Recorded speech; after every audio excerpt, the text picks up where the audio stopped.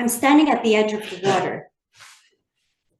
The water is deep, I can tell, and it's dark all around me. I'm holding a 6-year-old girl in my arms, and I know that I have to throw her into the water, but I just can't bring myself to do it. So slowly, gently, I lower her into the water when I hear, "Cut!" And the director walks over. "Sao Mai, you're supposed to pitch her into the water. What's wrong?" And I want to answer, it's against natural instincts to have this little body that's clinging to you and then pitching her into deep, dark water. We're filming a historical reenactment of the Vietnamese boat people's story. The video follows a family's journey at sea. I'm in the role of the mother. The family is crammed into the hull of a boat with other refugees. And finally, they spot land. It's Malaysia. They've arrived. They've survived. But the Malaysian authorities refuse to let the boat dock because the refugee camps are already overcrowded. So the captain decides to sink his boat, to force the Malay to accept them, even if it means some people may drown in the process. So in this scene that we're filming, the boat is sinking. The dad jumps into the water, then yells at the mom to throw their daughter for him to catch. Now, the set for the scene is relatively simple. We're in the diving section of the swimming pool. So right underneath the diving tower, they build a large wooden wall standing erect at the edge of the pool. So on one side, it's the ocean. On the other side, it's the inside of the boat. Right? And they cut out a square in the middle of the wall, and that's the window looking into the hull of the boat. My starting position is inside the boat, near the window with my little girl. And when the director says, "Action," the dad jumps from the diving board. He surfaces right under the window, and I have to run with my girl and throw her through the window into her dad's arms. Now, when I auditioned for this role, I did not think about the technicalities of throwing a child through a hole in a wall. All I was thinking was, I want to be a part of this. My mom was among the 2 million Vietnamese people who fled their country after the war. The story of her survival was part of family dinners since my childhood. And with time, it weaved itself into my own identity. It's a story I wanted to share with others. But there's another layer. We were filming at the end of 2016. Now, if you recall, in 2016, first in June, there was Brexit. Then leading to November of 2016 was Hillary Clinton versus Donald Trump. Now, in both cases, anti-immigration discourses were being used for political gains. And I could feel this creeping anxiety. Are these discourses coming to Canada too? And we're not that far away. There was this feeling that my sense of belonging and security in the only country that I've ever known as home could now be jeopardized. Because whenever the sympathy will run out for whatever group it is people decide to categorize me into, whenever the tide will turn and the sympathy will run out, things are not going to be okay anymore. And I was scared. And I did not know how to respond. And then this project came along. We were going to be a bunch of second-generation immigrants acting what our parents and grandparents had been through to come here. And I thought, all right, count me in. This will be my response. And so I prepared myself meticulously for this role. But I also knew that a large part would depend on how well I connect with the little girl. So the first time we met, I tried really hard to gain her trust. Right? I sat down to color with her, then we started making funny faces at each other, and then the ultimate bonding experience, playing monster in the changing rooms. But at some point I had to stop being silly because I needed to get my hair done. So she watched me transform into a Vietnamese woman of the 70s. She tilted her head and she smiled, climbed onto my lap and snuggled into my arms. And I hugged her close and smelled the back of her little neck. I thought, oh, my girl, now we're ready. But when the time came for me to throw her into the water, I froze, couldn't do it. And the director is not impressed. So while we prepare for the second shot, I try to refocus and I try to remind myself of my character's intentions. And for this, I try to remember my mom's story. It was September 1978, typhoon season. Mom was 15 years old.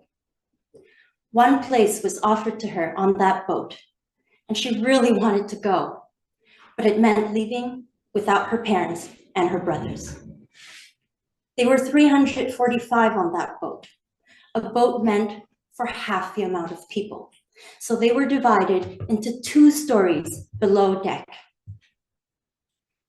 The boat left the port of Mai Ta, headed towards the Philippines, or at least the international waters, where they hoped a cargo ship would find them. But the typhoon found them first. The waves were like walls of darkness, ready to engulf them. Yet they, with all 345 people in the hull, had to climb up towards the crest before plunging back down, over and over, until eventually the propeller broke. And so they were floating, directionless, while the sea remained unforgiving. And at some point, Mom wanted to escape the stench and the stuffiness below, so she went on deck.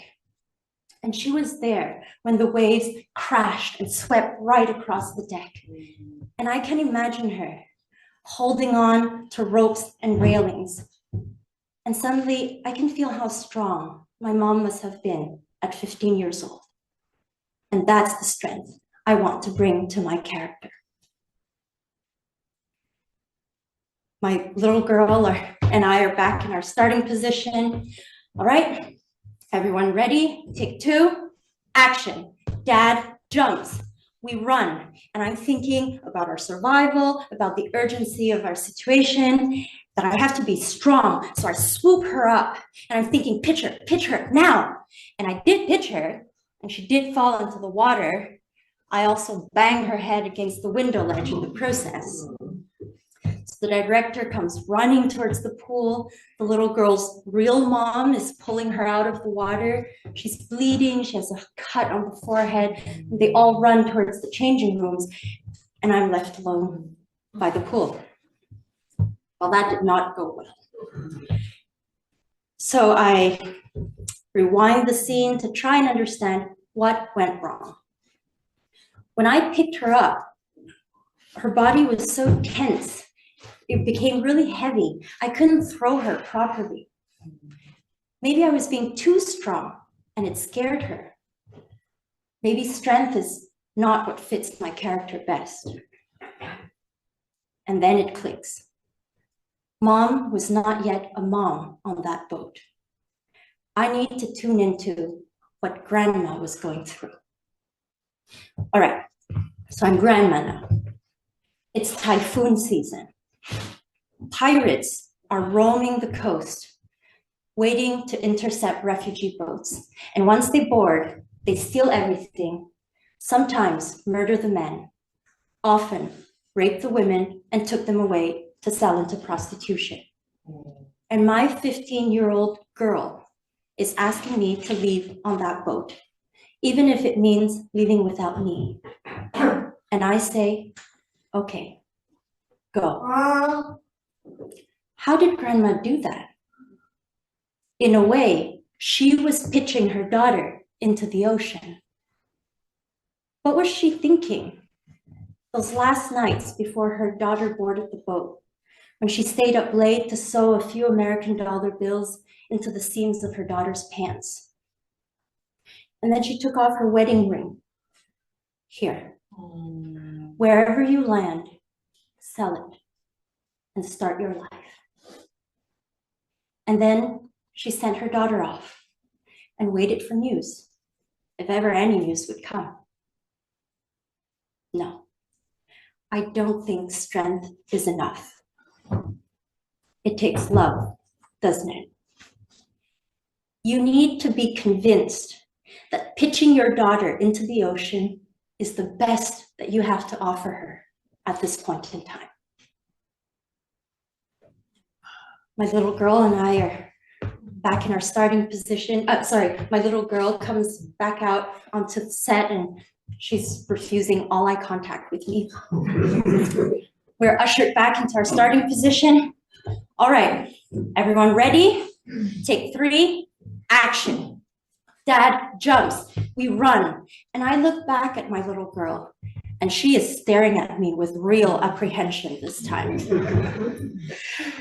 But something in her eyes also tell me that even though she's afraid, she has no other choice but to trust me. And that just breaks my heart. And so I go down on my knees and I cup my hands around her ears to tune out everything around us. And I say to her, "Con ơi, mẹ thương nha con. Mama loves you, okay, baby?" And she doesn't understand Vietnamese, but she must have caught the tone because when I lifted her, she folded herself lightly against me, and I was able to put her whole body through the window. And then I pitched her. And I watched her sink. She can't swim. The dad is frantically searching the water for her. For 1 second, our eyes meet, and I can see his panic. Our baby, I lost her. And finally, she resurfaces, and Daddy wraps his arms around her and sinks into the water to keep her afloat. And she raises her arm towards me, opens and closes her palm to signal, "Mama, come, your turn." And then we hear, "Cut." And the director's voice reached us from very far. It pulled us back into the present, because for a moment, we were that family. Thank you.